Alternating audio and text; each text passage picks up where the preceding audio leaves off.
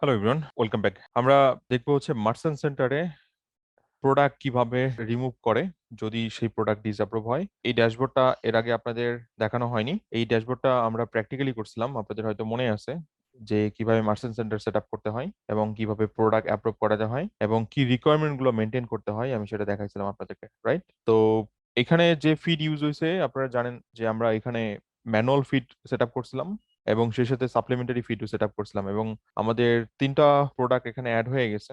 এই যে এটা গুগল শিটের যেটা ম্যানুয়াল, আর একটা সাপ্লিমেন্টারি দিয়েছিলাম এক্সট্রা ডাটা পাওয়ার জন্য, রাইট? তো আমরা যদি ডায়াগনস্টিক সেন্টারে আসি, এখানে যদি কোনো প্রোডাক্ট ডিসঅ্যাপ্রুভ থাকে, আমাদের ওয়েবসাইটে তিনটা প্রোডাক্ট। আমাদের ওয়েবসাইট কোনটা? বিবনি, সেটা তো আপনারা জানেন।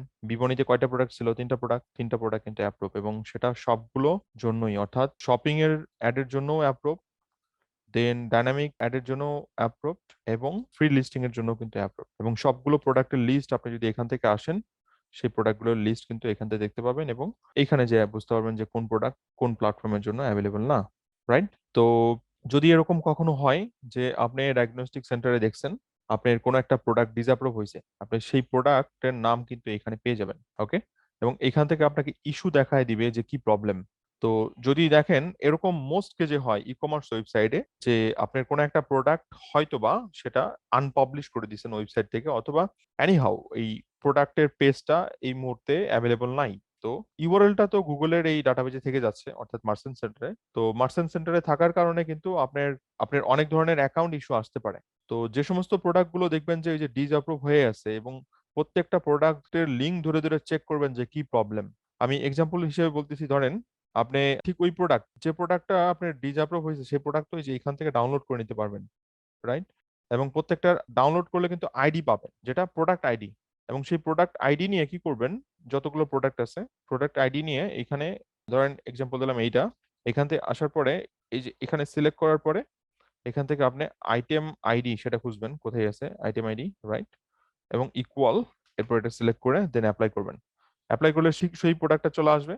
এবং যেহেতু এই প্রোডাক্টটা এখন ওয়েবসাইটে নাই এবং সেটা ডিসঅ্যাপ্রুভ দেখাচ্ছে, তাহলে এই প্রোডাক্টটা সিলেক্ট করে এটা ডিলিট করে দিবেন, ওকে? সো এই কাজটা কিন্তু আপনাদের করতে হবে। এই কাজটা না করলে প্রবলেম হবে, রাইট? কারণ অ্যাকাউন্টের কিন্তু অনেক টাইপের ইস্যু থাকে।